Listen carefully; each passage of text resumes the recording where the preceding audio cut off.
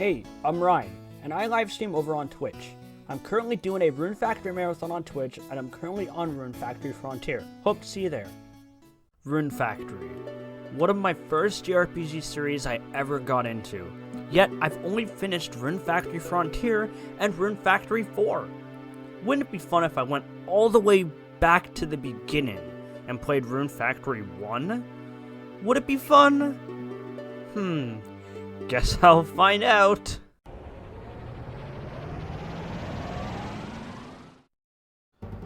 How come when I put items on the ground they disappear forever and I can't do anything about it? Why can you only enter Misty Bloom Cave during the winter season? Why? This is the only dungeon that does this. Why do I have to grow crops inside of a dungeon in order to progress? All it does is pad out the length of the game. Why do I need to grow crops in order to pass by this wall? It doesn't even make sense. Why does Ivan rotate items every week? It's so annoying. Ugh! So, as you can tell, it was a bit rough. Being so used to the quality of life changes that Rune Factory 4/Rune Factory 4S had, it was not easy to go back to Rune Factory 1. But it wasn't all bad, actually. I had some fun with it, and that's what I'm here to talk about.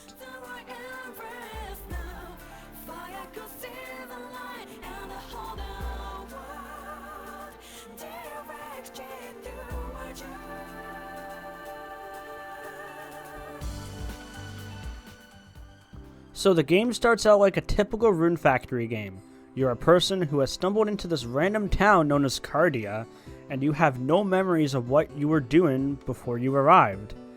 And with that, you were given a house with a very messy field to clean up and start planting those turnips. The townsfolk in this game aren't too interesting. Besides the couple events that the bachelorettes have, they mostly just say the same 2 or 3 lines every day, which is fine. This is the first Rune Factory game after all, so I am going to cut it a bit of slack. There are a lot of familiar faces in this game because my first RF game was actually Rune Factory Frontier, so I do recognize a lot of the characters here, although there are still plenty of characters here that don't show up in Rune Factory Frontier, like Felicity, Sharon, May, Tori. Wait, I heard Tori sends letter to you in Rune Factory Frontier, right? Oh wait, she's named Tart in Rune Factory Frontier. Not sure why, but okay. Oh, and Mist in this game is a lot less strange. So, in Rune Factory Frontier, she's pretty weird sometimes. But in this game, she's pretty normal, to be honest. Anyways, let's talk about the dungeons.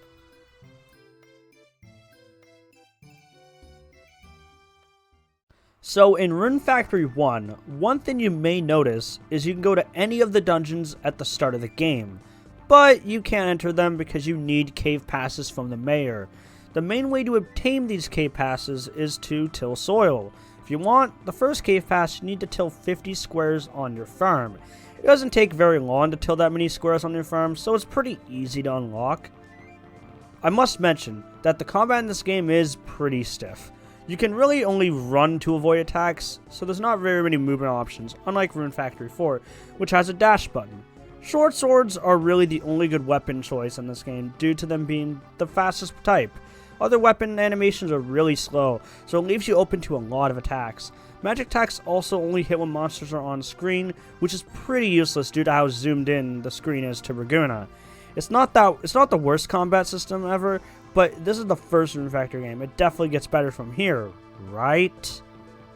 Anyways, I was planning on talking about every dungeon in order, but I decided not to. Mostly because the dungeons in this game are fairly unremarkable. They aren't bad by any means, but they're all pretty easy to go through. The monsters don't do much except the occasional status effect. There are sometimes poison on the floor in some dungeons, but it's mostly avoidable. The most memorable part of all the dungeons is the music in them. Rune Factory's OST has always been pretty good, and I recognize a decent amount of the tracks here. Since a good portion of them were reused in Rune Factory 4, some of my favorites include Clement's Cave,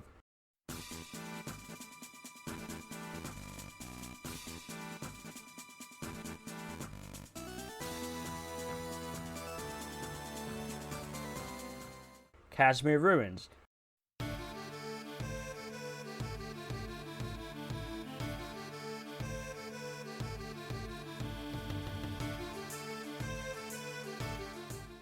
and Greed Cave.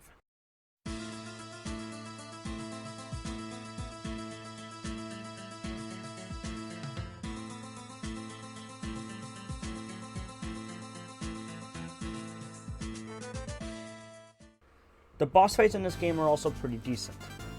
Since I played Rune Factory 4 before, I recognized every boss in this game. Most of the bosses didn't give me too much trouble, except for the Siren in Misty Boom Cave. That took quite a few tries to beat, mostly because whenever she would spawn another monster, it made it hard to avoid attacks from it and still hurt the boss, especially since the monsters she would spawn can be pretty difficult to hit without magic. Anyways, onto some non-dungeon content I would like to talk about. I would like to mention a few things that bother me about this game at this point. So in the game, RP consumption is really bad. Even in the later parts of the game, it still felt like there wasn't a lot I could do with one full bar of RP. Even if I do a little bit of farming, that's all my RP gone. If I even do a little bit of mining, which is very broken by the way, you can make so much money off mining, especially in the later dungeons. Point is, even later in the game, it still feels like you don't have enough RP and you'll end up going to the bathhouse as soon as possible to restore your RP again. One method of restoring RP is to farm inside dungeons. When crops are fully grown, they produce runes that you can collect that restore RP a lot. And it refreshes every day, so that can be a decent alternative to eating food to restore your RP. I didn't really do this much, even though I probably should have. It would have made things a lot easier, so I recommend doing that yourself. Which then leads into my next issue with this game. Cooking sucks. As far as I can tell, most if not all the foods in this game barely do anything. That might restore a tiny amount of RP, that might give you a small health boost, but that's about it.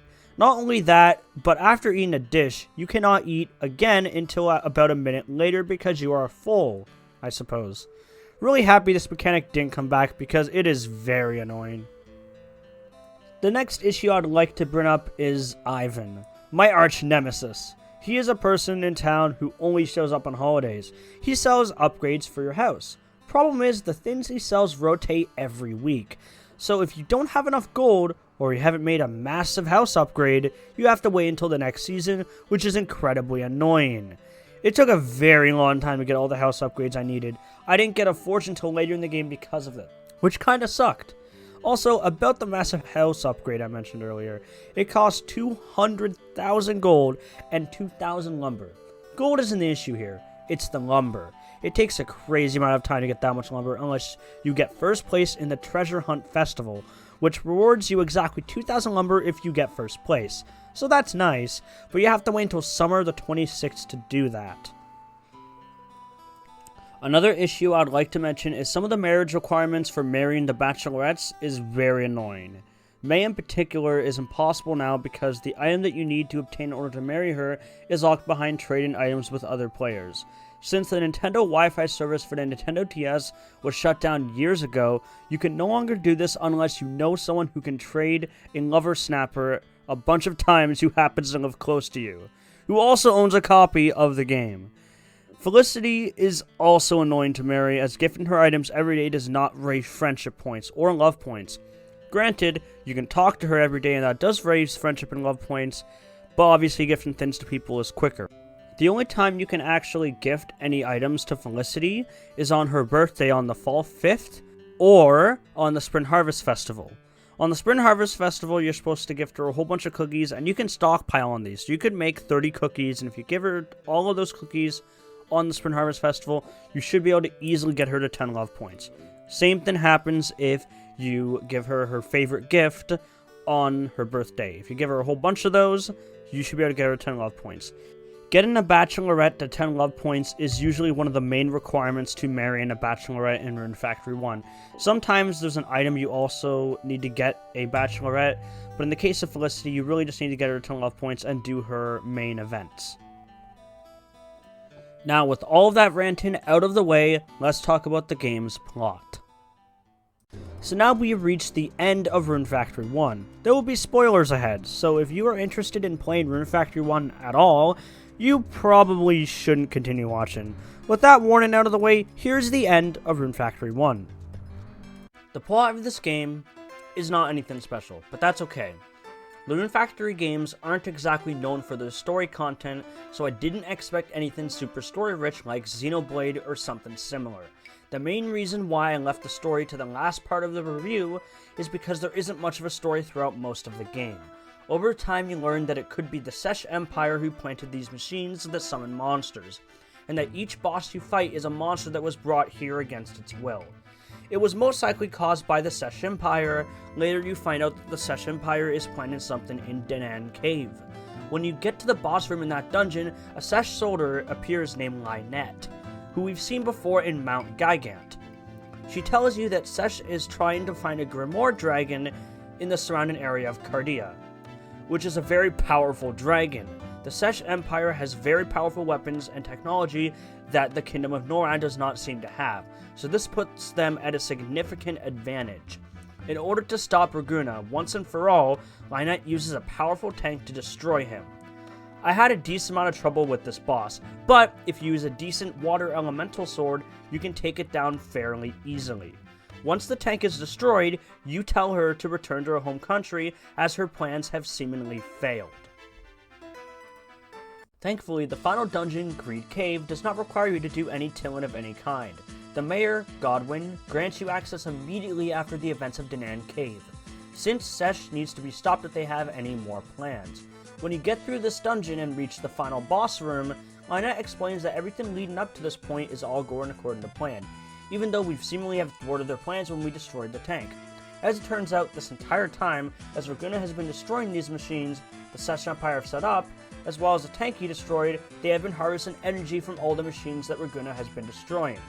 This means that Raguna has been complicit in all of the Sesh Empire's plans this whole time, without realizing it. They wiped Raguna's memories and dropped him off at the town of Cardia to put this plan into motion. The Sesh Empire knew that Raguna is an Earthmate. What is an Earthmate, you ask?